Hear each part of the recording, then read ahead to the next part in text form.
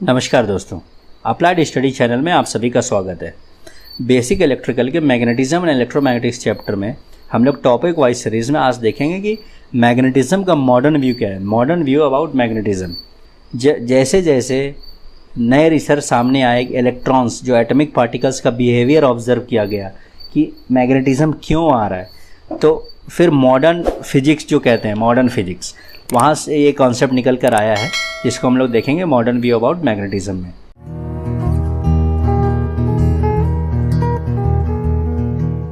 तो modern view क्या कहता है कि जो मैग्नेटिक प्रॉपर्टीज़ है ना किसी भी सब्सटेंस का, वो दो रीज़न से होते हैं। पहला, देखिए इलेक्ट्रॉन का दो मूवमेंट है, एक तो वो ऑर्बिट में चारों बगल घूमता रहता है, ठीक है, एक वो अपने ही एक्सिस पर रोटेट करता रहता है।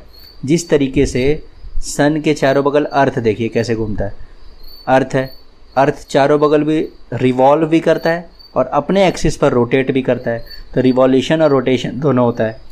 तो इलेक्ट्रॉन के केस में उसी को हम लोग कहते हैं, एक को कहते हैं ऑर्बिटल या ऑर्बिटल स्पिन, ठीक है, ऑर्बिटल कहते हैं, और दूसरे को कहते हैं स्पिन। ऑर्बिटल मोशन हो गया ये जो गोल गोल घूम रहा है इनके अक्रॉस, ठीक है, और स्पिन मोशन कह रहे हैं जो रोटेशन, जो अपने एक्सिस पर ही घूम रहा है, ठीक है। तो मॉडर्न व्यू कहता है कि किसी भी सब्सटेंस में मैग्नेटिज्म डेवलप होने का रीज़न है इलेक्ट्रॉन्स का स्पिन मोशन। किसी भी मैग्नेटिक सब्सटेंस में मैग्नेटिज्म डेवलप होने का रीज़न है इलेक्ट्रॉन्स का स्पिन मोशन, ठीक है। इस फिगर में देखिए ये ऑर्बिटल मोशन हो गया, ये स्पिन मोशन हो गया। स्पिन मोशन हो गया, अपने ही एक्सिस पर घूमता रहता है, ये इसके चारों बगल घूमना, ठीक है। इन दोनों मोशन की वजह से each atom is equivalent to a current loop. इसका मतलब कि हर एटम जो है मैग्नेटिक डाइपोल का काम करता है। कैसे? नॉर्थ साउथ डाइपोल हो गया ना, डाइपोल, दो पोल हैं। अब दो पोल हैं तो मैग्नेटिक बिहेवियर शो करेगा ही करेगा। अब देखिए कोई भी अनमैग्नेटाइज सब्सटेंस है तो मैग्नेटिक डाइपोल्स उसमें क्या होता है, रैंडमली ओरिएंटेड होता है, किधर भी ओरिएंटेड रहते हैं, तो उनसे नेट मैग्नेटिज्म जो होता है, नेट मैग्नेटिज्म वो ज़ीरो हो जाता है। नेट मैग्नेटिज्म कितना होता है? ज़ीरो। जैसे ही आपने सब्सटेंस को मैग्नेटाइज किया या एक्सटर्नल मैग्नेटाइजिंग फोर्स अप्लाई किया, तो ये जो डाइपोल्स होते हैं ना, ये एक डायरेक्शन में अलाइन होते रहते हैं और इनसे स्ट्रॉन्ग मैग्नेटिक फील्ड क्रिएट होता है और हम कहते हैं कि सब्सटेंस जो है मैग्नेटाइज हो गया है and the substance shows net magnetism.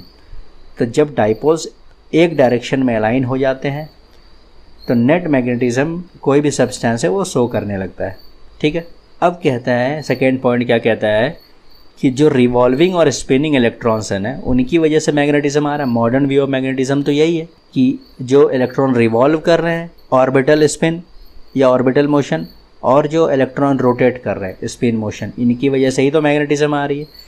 तो चूँकि हर सब्सटेंस के अंदर इलेक्ट्रॉन ये काम करते हैं, तो सेकेंड पॉइंट कहता है कि no substance is non magnetic. इसका मतलब हर सब्सटेंस में कोई ना कोई मैग्नेटिक प्रॉपर्टी या मैग्नेटिक बिहेवियर ज़रूर है।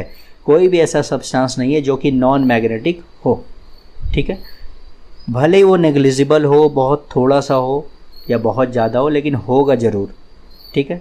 जो हमारा थर्ड एंड लास्ट पॉइंट है वो क्या कहता है कि जो स्पिनिंग मोशन ऑफ इलेक्ट्रॉन्स है ना, ये मेनली रिस्पॉन्सिबल है मैग्नेटिज्म ऑफ ए सब्सटेंस का, ठीक है।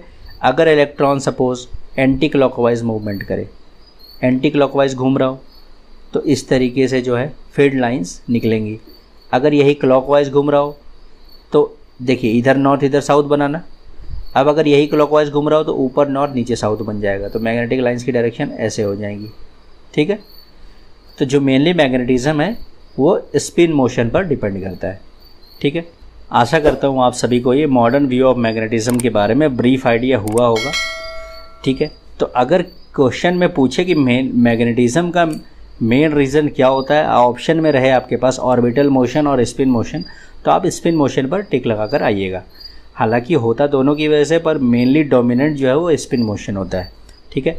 तो अगर आपको हमारा ये इनिशिएटिव जो है फ्री एजुकेशन का वो अच्छा लगा हो तो आप हमारे चैनल को लाइक, शेयर एंड सब्सक्राइब ज़रूर करें। और अभी हम लोग टॉपिक वाइज भी कॉन्सेप्ट लाएंगे कि किसी भी टॉपिक में आपको दिक्कत हो रही हो तो आप हमारे चैनल पर आइए, वहाँ से सीखिए और अपने कॉन्सेप्ट्स को क्लियर करिए और जेईई के क्वेश्चन सॉल्व करिए। प्रीवियस ईयर को सबसे ज़्यादा सॉल्व किया करिए। 10 ईयर्स के प्रीवियस ईयर क्वेश्चंस आपके फिंगर टिप पे होने चाहिए, आप किसी भी एग्ज़ाम को देने जा रहे हैं। ठीक है, तो चलिए मिलते हैं फिर अगले वीडियो में, तब तक के लिए थैंक यू।